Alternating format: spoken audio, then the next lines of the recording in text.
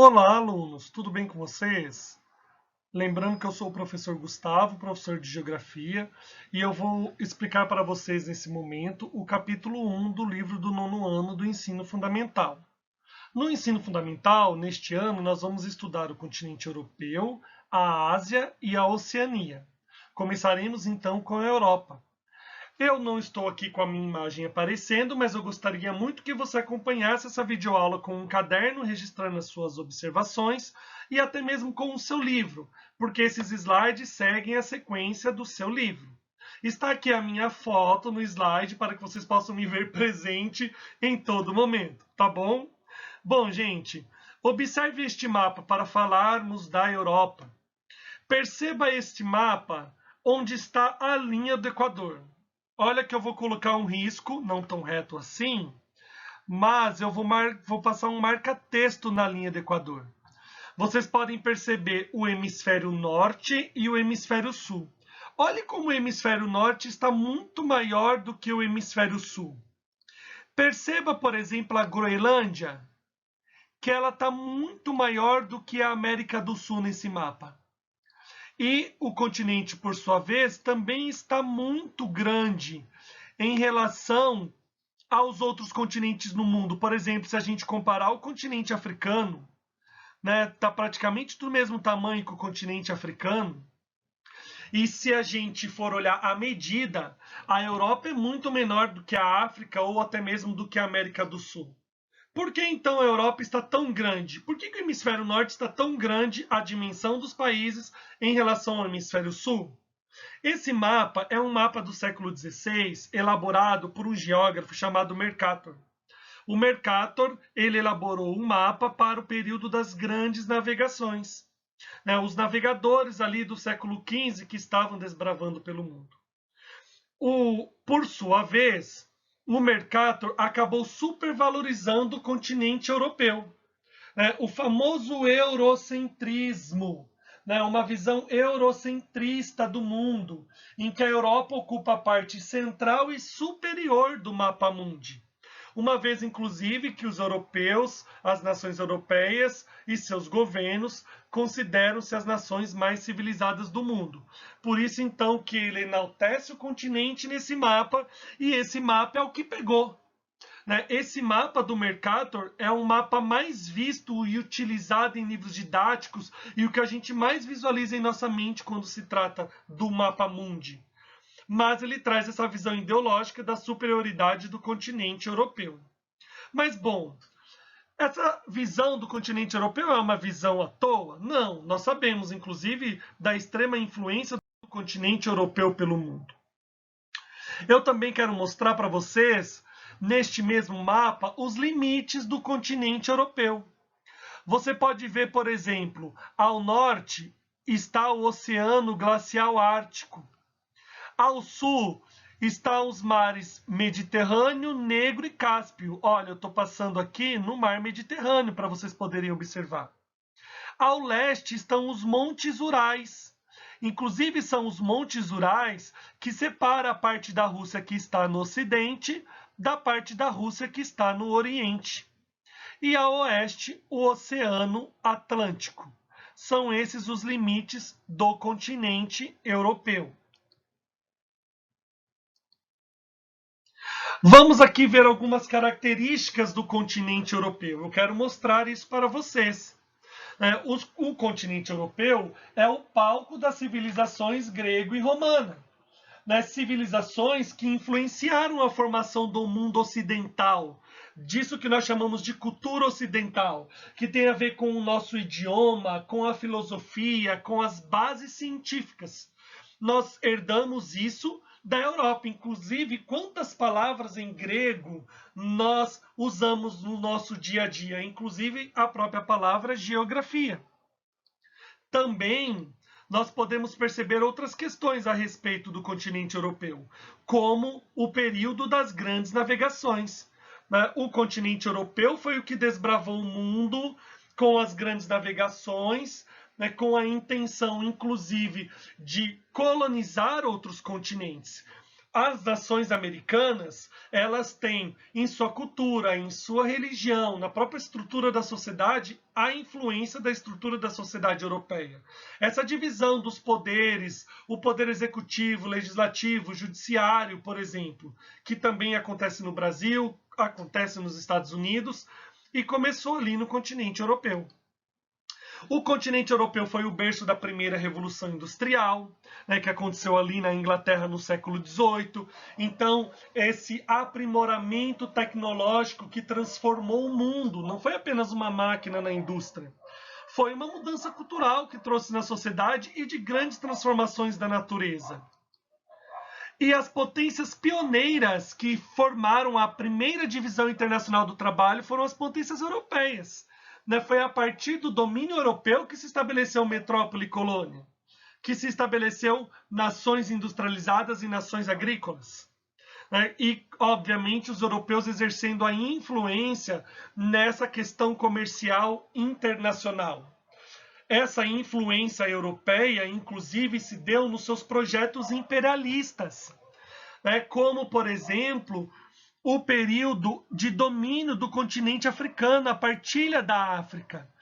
E também afetou as próprias nações europeias, quando elas entraram em choque nas duas guerras mundiais no século XX. E após essas guerras, após a Segunda Guerra Mundial, por exemplo, a influência do continente europeu no mundo, que durou aí 400 anos, extremamente forte, diminuiu com a ascensão dos Estados Unidos. Não se extinguiu, apenas diminuiu. É preciso, gente, quebrar os estereótipos também a respeito do continente europeu. Nós sempre enxergamos essas nações como se toda a população vivesse muito bem. Todos tivessem qualidade de vida, fosse o melhor IDH do mundo, todas as nações. É claro que essas nações europeias se destacam por um excelente IDH. Mas isso não significa que não existem nesses países espaços de exclusão, número de desempregados, população pobre ou marginalizada, por exemplo. Existe sim. É que nós criamos uma imagem do sonho europeu, do exemplo do mundo desenvolvido, que é muito mais forte do que a própria realidade. Bom, uma outra questão que eu quero falar com vocês a respeito do continente europeu é sobre a sua regionalização. Nós aprendemos a respeito de região. Um dos sentidos de região é o agrupamento de países. E não tem a ver só com a localização territorial, tem a ver também com alinhamento político, como vocês podem perceber neste mapa e no assunto que estudamos o ano passado. Neste mapa está a divisão do continente europeu no período do mundo bipolar, da Guerra Fria. Nós vemos ali a Europa ocidental capitalista, com a cor mais escura, e amarela, a Europa oriental socialista. Inclusive a Alemanha, dividida em dois países. Um país socialista e o outro país capitalista. Essa expressão de Europa Oriental e Europa Ocidental ainda é muito forte até os dias de hoje, como uma memória da época, e inclusive para a gente perceber a diferença de desenvolvimento entre os países, porque obviamente as nações socialistas são as que possuem um menor desenvolvimento no sentido econômico em relação às nações que sempre foram Europa Ocidental. E essas nações que foram Europa Oriental, o antigo leste europeu, nações socialistas, são nações que, quando voltaram a se tornar capitalistas, elas não estavam no mesmo nível de desenvolvimento que o Reino Unido, que a França, que a Alemanha Ocidental, por exemplo. Então, além de tudo, com o fim do socialismo, passaram por uma grande crise econômica. Por isso, houve muito fluxo migratório. Muitos europeus da Europa Oriental mudaram para a Europa Ocidental em busca de emprego, de melhores condições de vida. Como vocês podem perceber nesse mapa, um mapa dos fluxos dos países da Europa Oriental para os países da Europa Ocidental, além dos países do Oriente Médio, dos países asiáticos vindo em direção ao continente europeu, como também dos países africanos. Tratando-se dos países africanos, nós vemos ali as guerras civis, a pobreza, o que faz com que essa população busque melhores condições de vida. Os países da Ásia, que muitas vezes estão em guerra, também vão em busca de salvar as suas próprias vidas e mudam-se para o continente europeu. Nós temos aí, inclusive, uma consequência do período da Guerra Fria, essas migrações. Bom, agora eu vou mostrar para vocês uma regionalização da Europa no seu sentido geográfico. Fazendo uma divisão geográfico-cultural do continente europeu, nós podemos dividir o continente europeu em 4 regiões.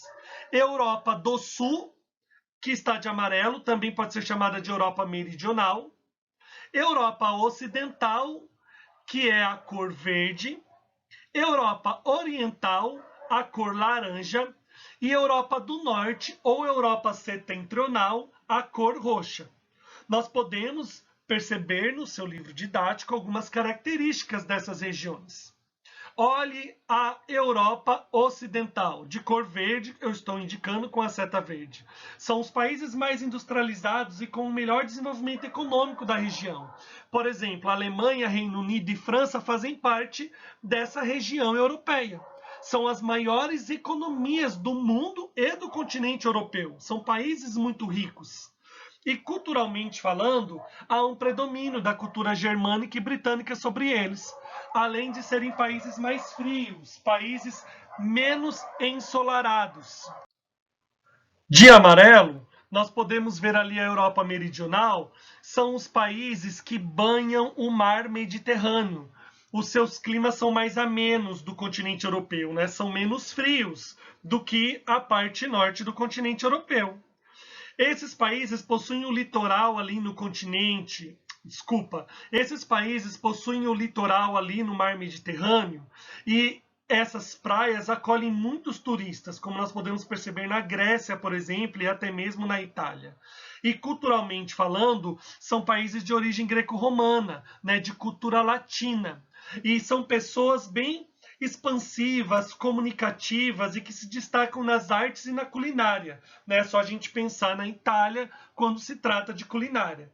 Mas perceba nessa regionalização que a França, ela também, o mar Mediterrâneo banha o sul da França, mas devido às características econômicas da França, ela se encaixa muito mais na Europa Ocidental do que na Europa Meridional.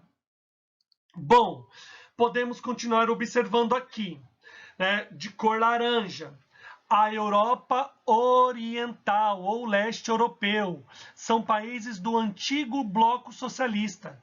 E do ponto de vista político, muitos desses países possuem aproximação com a Rússia, que foi o principal país da ex-potência socialista chamada União Soviética. E por fim, nós temos a Europa do Norte, ou Europa Setentrional. Vocês podem ver aqui Noruega, Suécia, Finlândia, países invejáveis em qualidade de vida, por exemplo. Podemos ver também a Dinamarca e a Islândia. Esses países, eles têm uma característica muito grande, que são países que o Estado é muito interventor na economia. É um Estado mais keynesiano, como nós estudamos ano passado. Eles possuem um modelo econômico chamado Estado do Bem-Estar Social, que os serviços públicos eles são oferecidos pelo Estado, pelo governo, educação, saúde, infraestrutura, e atingem um padrão de qualidade muito grande. São nações capitalistas com interferência estatal na economia. E a população tem uma garantia de direitos sociais muito grande em saúde, educação, por exemplo. Há um livro que se chama Um País Sem Excelências e Mordomias, da Cláudia Wallen, que ela fala da Suécia, onde eu estou com o meu mouse em cima aqui. Inclusive, apesar da Suécia ser um país que o Estado interfere bastante na economia, é um país extremamente rigoroso na fiscalização para evitar a corrupção. Inclusive, a Suécia é um dos países menos corruptos do mundo. Então, essa é a regionalização geográfica cultural do continente europeu. Vamos para o próximo slide. Bom, Vamos falar a respeito do eurocentrismo, né? A palavra eurocentrismo, ela está falando da Europa como centro. A Europa como centro do quê? É a Europa como centro no sentido de influenciar o mundo do ponto de vista cultural e político, né? É a Europa colocando-se, os países europeus colocando-se como um modelo ideal para o mundo.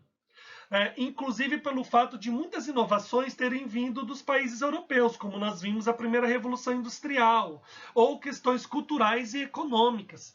Né? As nações do continente americano têm a sua estrutura política de sociedade que vem da Europa.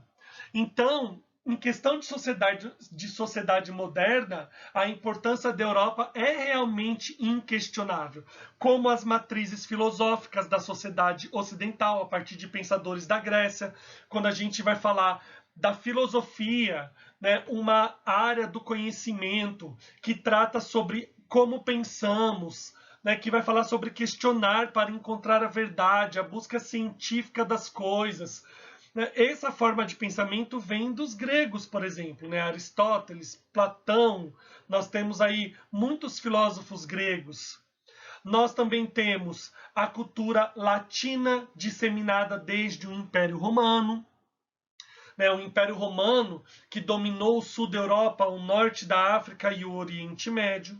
Muitas inovações científicas a partir do período do Renascimento, que vocês estudaram em história.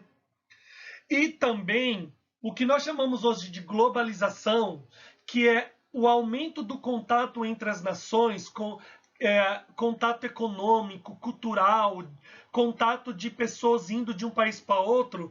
Isso começou a partir do período das grandes navegações, que começou com os europeus, além da Revolução Industrial. A Revolução Industrial é um grande marco histórico porque ela trouxe uma mudança cultural nos nossos hábitos de consumo, né, na nossa valorização de comprar, de obter os produtos, nas inovações que começaram a fazer parte de nossa vida e que hoje são necessidades, inclusive o próprio celular.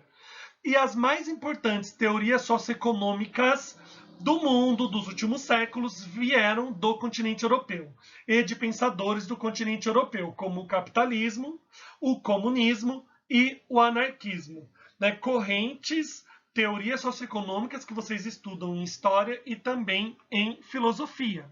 Mas é claro que nós precisamos ter cuidado para não supervalorizar o papel da história e das sociedades europeias. A gente tem a impressão de que tudo de bom no mundo só veio da Europa. Né? Tudo que é moderno no mundo só veio da Europa. Tudo que é necessário de conhecimento só veio do continente europeu. Isso não é verdade. Então nós temos vários exemplos aqui. Os chineses inventaram o papel, a pólvora e a escrita muito antes dos povos europeus. Então é para a gente perceber que os europeus adquiriram conhecimento vindo dos chineses. As matrizes religiosas mais influentes do mundo tiveram origem no Oriente Médio e não na Europa. Né? O cristianismo, né, a fé cristã, que se subdivide na religião católica, na religião evangélica ou protestante, por exemplo, surgiu lá em Israel, que está no Oriente Médio, e se propagou na Europa e depois da Europa para o mundo. Os árabes, gente, eles tinham conhecimentos matemáticos avançadíssimos, eles tinham um conhecimento técnico e científico muito grande quando os europeus estavam atrasados do ponto de vista do conhecimento na Idade Média. Além disso, várias sociedades antigas já sabiam que a Terra era redonda. No período da Idade Média, isso era o pensamento predominante e pessoas que questionavam outras coisas, elas eram punidas. Né? Falando em outras palavras, no período da Idade Média, na Europa, o pensamento predominante era de que a Terra era plana. Quem falasse que a Terra era redonda poderia até mesmo morrer, como aconteceu com Copérnico. E isso na Europa. Outras sociedades pensavam diferente. Já pensavam que a Terra era redonda. Isso é para a gente perceber que novos conhecimentos aprimorados e científicos, não vêm somente do continente europeu. Os impérios pré-colombianos, os astecas, os maias, os incas, eles tinham conhecimentos de astronomia mais avançados do que os europeus.